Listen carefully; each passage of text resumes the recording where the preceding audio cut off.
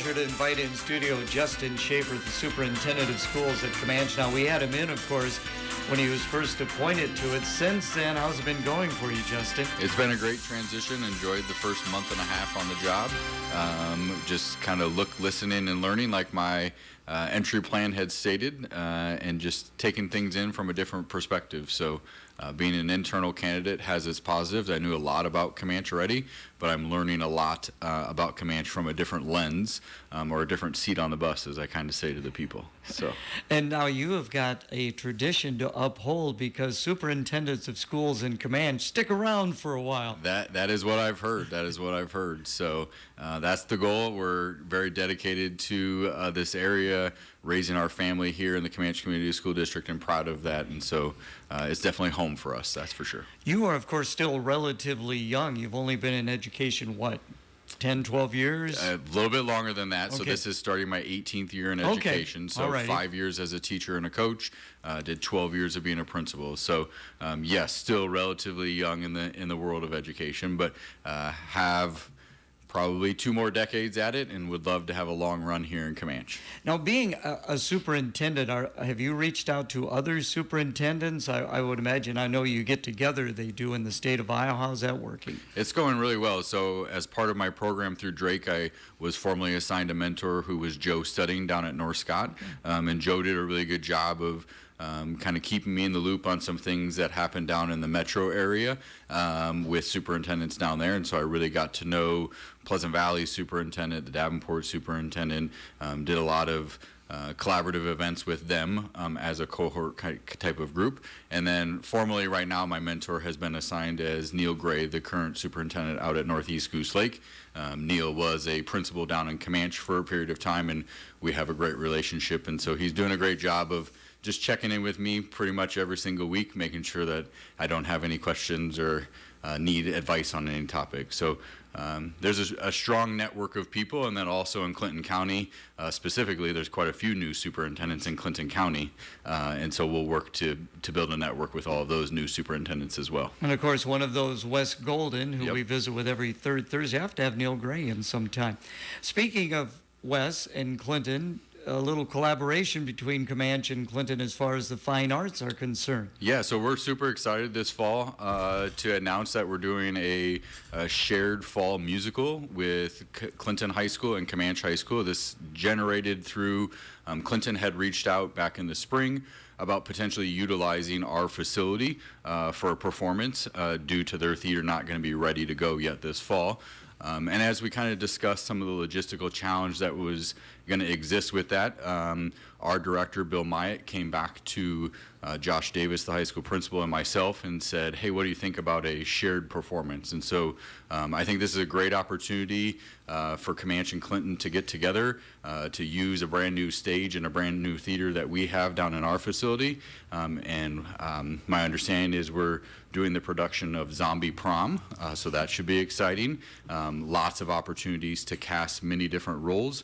And one of the things that we've talked about is if we have enough people try out, we might even offer kind of a JV performance and then a varsity performance, just so that everybody who wants to participate in Clinton and Camanche would have that opportunity. That's interesting. I was wondering how that was going to work out, because I know Camanche's got a very fine arts program, as does Clinton High School, so a number of students are going to be involved. So it might be a tough decision on who's going to be JV, who's going to be varsity. Yeah, I'm confident that the directors will be able to sift through all of that. My big push to our director was I want this to be a win for Camanche kids, but I also want it to be a win for Clinton kids. So let's do what's best for all of the kids in Clinton and Camanche and put together this joint performance. I was down at Camanche interviewing Dustin Coit for our football preview, and I had to see the new auxiliary gym, the new weight area. Talk about the improvements made at Camanche. Yeah, so just finished the $12.5 million project. Finally, everything is wrapped up. So we doubled the size of our theater, went from about 270 seats to over 550 seats. So we're very proud of that new space. And then with that process, we filled in the old swimming pool, which now is a chorus room and a brand new wrestling facility, which is nice to have a larger wrestling facility, especially now that we're offering girls wrestling at both the middle school and the high school level, and really trying to develop a program there. And then gym space is always something that school districts are challenged with, and so adding an auxiliary gym, which is a full-size competition gym with about 4 rows of bleachers, so we can host lower-level events in there.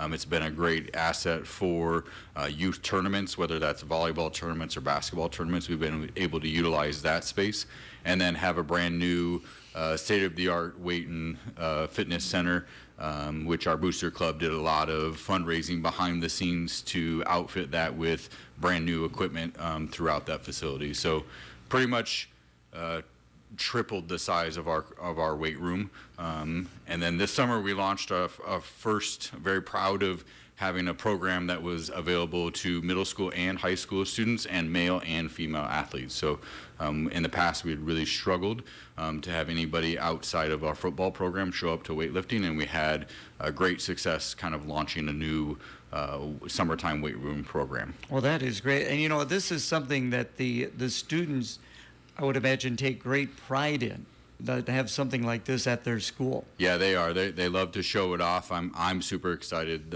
for fall football to leave the lights on in that new weight room facility, because when you're sitting out in the bleachers, you're going to be able to see right into that glass that's kind of completely surrounds our new weight room facility, and it'd be kind of neat to be able to show that off on Friday nights during football games. You know, one thing that I've always enjoyed about Camanche is the area that you have there. I mean, you talk about the football field. Behind that, you got the baseball, that wide open area. The tennis courts, of course, are outstanding. Yeah, we pride ourselves in nice facilities, and one of the things that we're gearing up here to do is to go out to the voters and ask for the 10-year voted physical plant and equipment levy to be renewed, and that's really about taking pride in our facilities and being able to have top-notch facilities. So some of that is our athletic and our activity facilities, but also some of it's just general maintenance across the district and being able to take pride in our buildings and our interior spaces as well. So some of the things might not be nearly as shiny as baseball, softball complex, those types of things, but the windows across the district are getting pretty old, and we need to have a plan on a replacement cycle for our windows. And so in my opinion, the best way to invest in our community is to start with the school system, and so we'll be gearing up to ask our community, specifically in Camanche, to extend the voted physical plant and equipment levy here on, I believe it's March 4th of 2025 will be that voting date. Do you have somebody, I know when Clinton High was going to the public for a vote, they had, a number of community leaders. Are you putting together a panel, something like that? Yeah, so this is pretty fresh, hot off the press, Gary. We just announced this on Monday to our school board that this is the plan. And so the school board had an initial conversation about kind of gearing up to have a vote yes type of subcommittee, whether that's a couple members from our board or really going out and targeting some key influential people in our community that would then champion that message on this is why we should support the school's ask of the voted PEPL and continuing to support the school system. Again, visiting with Justin Shaffer, the Camanche's Superintendent of Schools. Has that sunk in yet? I don't know that it has. So I think it really will when maybe tomorrow, when I'm not running around helping middle school students get into their locker for the first time in 12 years. That won't be my responsibility, and just kind of sitting back and watching everything happen from a different seat. I think maybe tomorrow it will really sink in. You were telling me that yesterday was a big day. Talk about what took place yesterday. Yeah, so yesterday was our all-staff day. It's one of those things as a superintendent, you kind of gear up mentally for what's the message that you're going to communicate to your all-district staff on why are we doing what we're doing in the world of education. And so I had the unique opportunity, Gary, to bring my 6th grade teacher up to Camanche and have her be part of the audience, and really drove a message home that you never know when you're going to make an impact. And my 6th grade teacher had an amazing impact on me as an educator, and she's the reason why I became a teacher, and to be able to have that full circle moment was pretty special for me. I know it was special for her, and I think the staff really felt the impact of the message I was trying to deliver. That is interesting. So your 6th grade teacher, it was in 6th grade that you decided to take this career path. Yep, for sure. So prior to that, I was going to be a dairy farmer because that's what my grandpa did, and then things happened in life, and had my eyes opened a little bit to the world of education, just due to having a special connection with that sixth grade teacher. And from sixth grade on, I was going to be a teacher, and then really in high school is when that idea came that maybe I could also be a coach, just with some success on the athletic field, but then also I wasn't the best basketball player, but I really understood the game, and I had an assistant coach that said, hey, someday you're going to make a great coach because you can really explain things, or you really do a good job of understanding why we do these drills. Before we take a break for the weather, and we'll have more with you, you mentioned teaching, you mentioned coaching. Do you miss that at all? You know, I do miss being with the kids on a daily basis. I think that's really going to be a struggle for me this year, but I do have a goal to be in the buildings at least twice a week, and I've challenged the staff to kind of hold me accountable to that. Still doing some coaching, so I am the 5th and 6th grade youth football coach for Camanche, so we participate through YSF, so still be able to get that coaching fix currently. Well, that is great to hear. I love to hear that. Let's take a break for the weather now, brought to you by Electronic. We'll have partly to mostly sunny skies today, and temperatures a little bit warmer in the mid to upper 70s. For tonight, not as cool, but still clear and comfortable. Overnight lows dropping into the mid 50s. With your Storm Track 8 weather impact forecast, I'm meteorologist Andrew Stutsky. Sunshine, winds now out of the southeast, 63 degrees. Our update brought to you by Electronic. Electronics Incorporated in Clinton is the area's largest communication and alarm systems company. Electronics offers best-in-class life safety, security, two-way radios, and communications equipment from top brands. Electronics, the company you've trusted for over 50 years, can now provide fire extinguisher sales service and inspections, plus kitchen hood inspections as well. Call 563-242-1223 or visit them online at www.electronicsinc.com for your free estimate. FYI, and today we're visiting with Justin Shaffer, Camanche's Superintendent of Schools. Have you seen Tom at all? I have talked to him one time about just some school business, but it seems like retirement's going very well for him. Well, that is good to hear. So we talked a little bit about the physical plant and equipment levy vote that is coming up in March. That is going to, I would think, be one of the things is going to be on the front burner for you as superintendent. Yeah, that's for sure. We that funding source is very important to us. It's a great way to generate funds to be able to take care of the things that we need to maintain, but then also to be able to have some vision for some nice to have things as well. And so we're going to put together a formal list. Last time it was technology, buses, and parking lots was really our key messaging the last time we renewed this. And so we'll have some of those hot ticket items that we really are going to champion with our community and sell that this is why we need your support from the community. You mentioned that yesterday you got the chance to talk to everyone. How are things coming along? I mean, the new teachers, are you getting bus drivers? How are things coming along that lines? Yeah, so from a teaching perspective, we're fully staffed. We're very fortunate to be fully staffed. We do have 6 new educators across the district. We still are looking for associates, food service, and people to fill transportation roles. So if there's people listening today that want to fulfill those roles, stop by the Camanche Administration Building. We have plenty of openings to work with kids or to work in food service, or anybody that even would want to get CDL certified to drive a yellow school bus. It is a process. I've completed that process and able to drive yellow school bus, and have already signed up for some of our activity routes, but I'm sure there will come a time where I get a phone call that I need you to hop in on a morning route or an afternoon route, and I'll be more than willing to do that and support the district. Very interesting, because Gary DeLacy, who just recently retired from Clinton, same thing. He was driving a bus on occasion last year. You know, when I had Tom in, and Gary DeLacy brought this up as well, I said, what are some of the most difficult things about your position? And one of them was to make the call on whether to have school or not when the weather is inclement.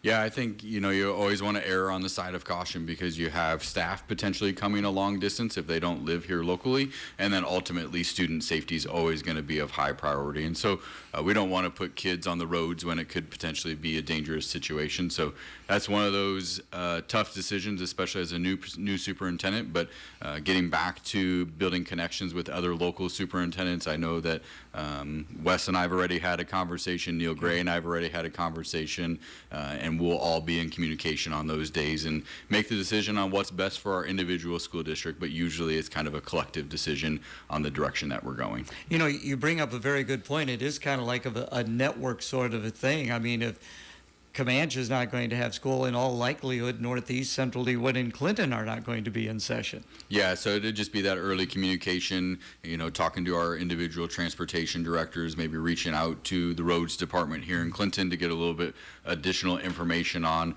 how quickly they're going to be able to plow or get some of the roads opened. I know I've taken a tour of some of the rural areas in Camanche, specifically on some of our gravel roads that have some ditches that will fill up quickly with snow, and so just understanding where some of those trouble points might be from our transportation director, and then also secondary roads. Online ticketing for activity events. I just can't show up with my billfold and pull out a dollar bill. You can't. We're going cashless at the gate, which is a huge change. This is something that our entire conference is implementing, so we're using the bound system. So all conference events are now cashless, whether that's an event at Camanche or if you're going to any other conference school. So a Camanche family going up to Northeast Goose Lake is also going to have to buy an online ticket. So some of the things that I just want to remind people of in Camanche is that if you are a senior citizen, 62 years or older, we do offer a free complimentary pass for senior citizens. That's valid at Camanche games only. You just need to swing by the Camanche Administrative Center and we'll get you a pass that you would just then show at the gate. You would not need to do the online ticketing. But for all other people attending games, we're going to cashless. You're going to have to purchase that ticket online. We understand that it will be a change, and we're looking for our first several events. Our first event is next Friday. We host Dubuque Wahlert for home football, and that'll be a cashless gate, but we will have iPads or other devices at our gates where if you showed up, we would help you with a credit card, walk through the process of purchasing that ticket and then showing us your code to be able to enter our facility for that game. Just a couple of things. I do have a senior citizens pass to Solon. My grandchildren are out there, and that is great. And I'm going to be there to do that ball game on the 30th. Clinton High plays at Central, Davenport Central, Brady Street on Thursday. Looking forward to it. It's the Hall of Fame weekend. You're a North Scott guy, but you've been at Command for some time now. Are you starting to learn the history of some of these athletes? I am. I'm excited to be able to participate in the Hall of Fame. It's a nice thing that we've added, and it's kind of grown over the last several years. So Mr. Eberhardt, our activities director, has done a great job of getting that all organized. And this year we're excited to be able to use our new facilities. So everything, kind of that formal announcement at Friday night's football game during the halftime, because it's a varsity only contest for us on Friday night. And then I believe there's a reception over at the bowling alley for people involved with the Hall of Fame. And then Saturday we have a formal sit-down lunch type of event, and then recognition of all of our Hall of Fame inductees. We'll be able to use our new theater for that and our new auxiliary gym. So it should be a great weekend next weekend. You know, the thing I enjoy about the fact that I've been doing this for such a long time, that the people that go into the Hall of Fame's Camanche and Clinton, I've either had the opportunity to cover them, interview them, or work with them. And of course, you got the Metzgers going in. And I think that's great that they're both going in, Mark and Brenda. Yeah, that's pretty exciting. So they've been retired here as teachers and coaches for a period of time, and it's great to honor them and have them come back.